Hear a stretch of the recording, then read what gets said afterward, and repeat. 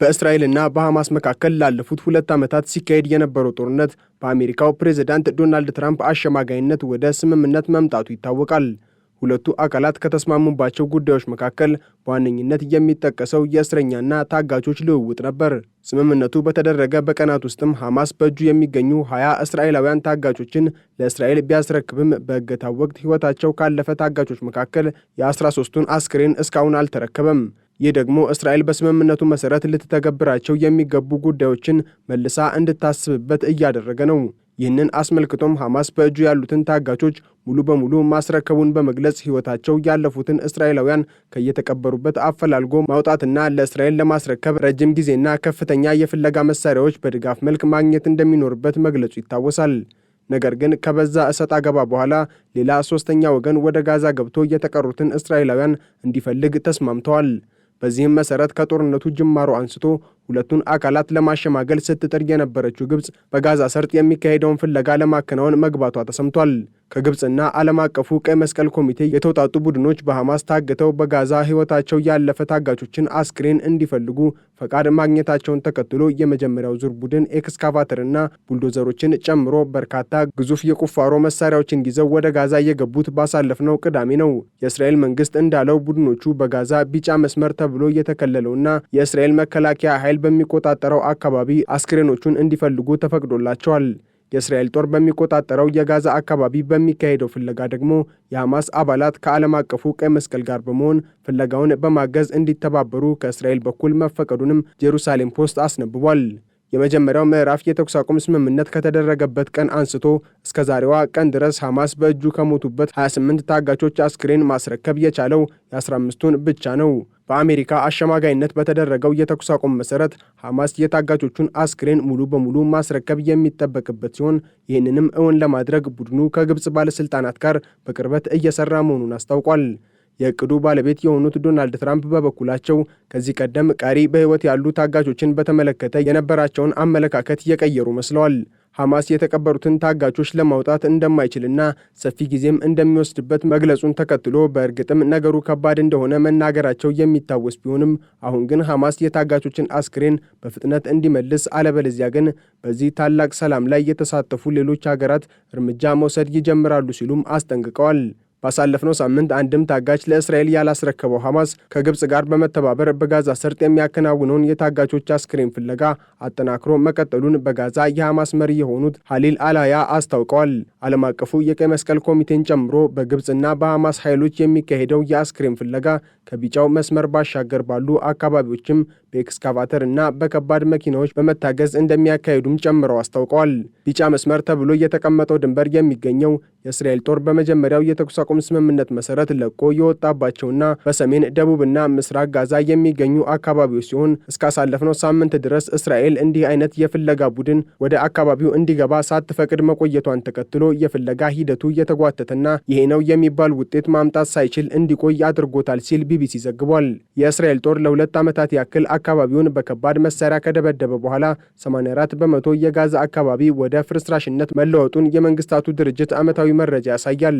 ሐማስም የታጋቾቹን አስክሬን ለማግኘት የቻለውን ሁሉ እያደረገ መሆኑን ገልጾ ነገር ግን በእስራኤል ጦር ጥቃት ወደ ፍርስራሽነት ከተቀየሩት ሕንፃዎች ስር ማውጣት አስቸጋሪ እንዳደረገበት አስታውቋል። ነገር ግን ይህ የሐማስ ምላሽ በእስራኤልና በአሜሪካ በቀና የታየ አይመስልም። የእስራኤል መንግስት ቃል አቀባይ ዴቪድ ማንሰር በሰጡት መግለጫ ሐማስ በቂ ጥረት ቢያደርግ ኖሮ የታጋቾቻችንን አስክሬን ማውጣት ይችል ነበረ ሲሉ ተናግረዋል። በተመሳሳይ መልኩ ትራምፕም በትሩዝ ማህበራዊ ሚዲያ ገጻቸው ላይ ባስተላለፉት መልእክት የታጋቾቹ አስክሬን በፍጥነት የማይመለስ ከሆነ እርምጃ እንደሚወሰድ አስጠንቅቀዋል። የተኩስ አቁሙ ተግባራዊ መደረግ ከጀመረ የሳምንታት ዕድሜን የያዘ ቢሆንም እስራኤል በጋዛ ሰርጥ የምትፈጽማቸውን ጥቃቶች እንዳላቆመች እየተነገረ ነው። ለዚህም ባሳለፍነው ሳምንት ብቻ ኑሰሪያት የስደተኞች ካምፕ ላይ ለ2 ጊዜ የአየር ጥቃት መፈጸሟን ዋቢ አድርገው የሐማስ አመራሮች እስራኤልን እየከሰሱ ነው። እስራኤል ግን ጥቃቱን እየፈጸመችው በአካባቢው መሽጓል ያለችውን ጂሃዲስት ቡድን በእስራኤል ላይ ጥቃት ለመሰንዘር ሲያቅድ ስለደረስኩበት ነው የሚል ሆኗል። ሐማስ ግን ጥቃቱ የስምምነት መርሆቹን የጣሰ ነው በማለት ኔታንያሁ ራሳቸው ስምምነቱን ለማደናቀፍ ያደረጉት ሴራ ነው ሲልም ወቅሷል። ሁለቱ አካላት በመጀመሪያው ዙር ውይይት ስምምነት ላይ የደረሱባቸውን ተግባራት ካጠናቀቁ በኋላ በቀሪዎቹ የትራምፕ አማራጭ ስምምነቶች ላይ ለመነጋገር ይገናኛሉ ተብሎ ይጠበቃል። በቀጣይ ዙር ንግግር ዋነኛ መደራደሪያ ጉዳዮች ይሆናሉ ተብለው የሚታሰቡት ደግሞ የሐማስ ትጥቅ መፍታት እንዲሁም ጋዛ ወደ ሰላማዊ አስተዳደር እስከምትሸጋገር ድረስ የሰላም ማስከበር ስራውን የሚሰሩት የየትኛው አገር ወታደሮች ይሆኑ የሚለው እንደሆነ ይጠበቃል። የእስራኤሉ ጠቅላይ ሚኒስትር ቤንያሚን ኔታንያሁ ግን ከወዲሁ እቅዳቸውን እየተናገሩ ነው። በትራምፕ እቅድ መሰረት በጋዛ ያለውን የተኩስ አቁም ለማስቀጠል የትኛው የዓለም አቀፍ ኃይል ሊሰማራ እንደሚገባ የምትወስነው አገራቸው እስራኤል መሆኗን ተናግረዋል። ደህንነታችን በእኛ ቁጥጥር ስር ነው ያሉት ኔታንያሁ ዓለም አቀፍ ኃይሎችን በተመለከተም በእስራኤል ዘንድ ተቀባይነት የሌላቸውን ኃይሎች እንደምትወስን ግልጽ አድርገናል ብለዋል። አክለውም አሁንም ሆነ ወደፊት የምንሰራው በዚህ መንገድ ነው ሲሉ የካቢኔ ስብሰባቸውን ባስጀመሩበት ንግግራቸው አስታውቀዋል። የአሜሪካው የውጭ ጉዳይ ሚኒስትር ማርኮ ሩቢዮ ባሳለፍነው አርብ በሰጡት መግለጫም አሜሪካ በጋዛ ይሰማራል ተብሎ በሚጠበቀው የበርካታ አገራት ጦር ውስጥ አንዷ ለመሆን ጠይቀዋል። ነገር ግን በተልዕኮ በሚሳተፉት አገራት ላይ እስራኤል ፈቃደኛ መሆን እንዳለባት ተናግረው ነበር። በጋዛ ይሰማራሉ ተብለው ከሚጠበቁትና ዝግጁነታቸውንም ካሳወቁት አገራት መካከል የተባበሩት አረብ ኤምሬትስ፣ ግብጽ፣ ኳታር፣ ቱርክ፣ ኢንዶኔዥያ እና አዘርባይጃን ዋነኛዎቹ ቢሆኑም እስራኤል ግን በተለይ የቱርክን በዚህ ሰላም አስከባሪዎች ቡድን ውስጥ መካተት እንደማትቀበለው ገልጻለች። ማርኮ ሩቢዮም በተልዕኮ የሚሳተፉ አገራትን በተመለከተ የእስራኤልን ፈቃደኝነት ያነሱት የቱርክን በተልዕኮ መሳተፍ አጽንኦት ለመስጠት እንደሆነም ዩሮኒውስ በዘገባው አስነብቧል።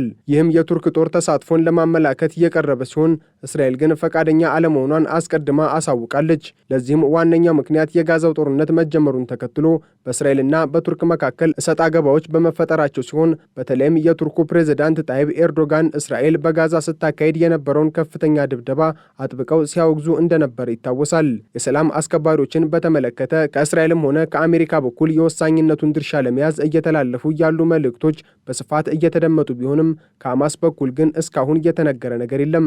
ይሁንና ከዚህ ቀደም በጋዛ የሚሰማሩትን ኃይሎች በተመለከተ የነበረው አቋም አሁንም በእስራኤል ይሁንታ ብቻ የሚገቡ አገራትን በቀላሉ ይቀበላል ተብሎ እንዳይጠበቅ አድርጎታል።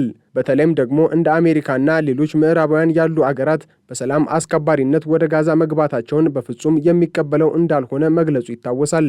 ምክንያቱም ደግሞ በሰላም አስከባሪ ስም የጋዛን ብሎም የፍልስጤምን ነጻነት አሳልፈን አንሰጥም የሚል ነው።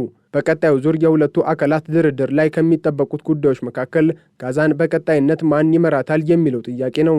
በትራምፕ እቅድ መሰረት ጋዛን ከወታደራዊ ቡድኖች ገለልተኛ የሆኑ ምሁራን እንዲመሯት ይደረጋል የሚል ሲሆን እስራኤል ደግሞ ጋዛን በእስራኤል አስተዳደር ስር ለማድረግ የሚያስችል እቅድን ነድፋለች። ሁለቱንም የሚቃወመው ሐማስ ደግሞ ትጥቅ የመፍታት እቅድ እንደሌለው አመራሮቹ በተደጋጋሚ ሲናገሩ ተደምጠዋል።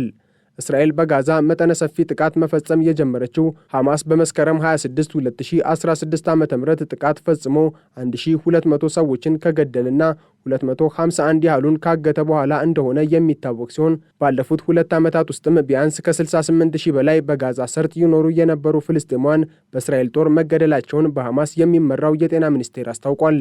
ከዛ በተጨማሪም እስራኤል ወደ ጋዛ የሚገቡ ሰብአዊ ድጋፎች የሚተላለፉበትን መስመር ለወራት ዘግታ በመቆየቷ በሺዎች የሚቆጠሩ ፍልስጤማውያን ለአስከፊ ረሃብና ሰብአዊ ቀውስ እንዲጋለጡ ማድረጉም ይታወቃል።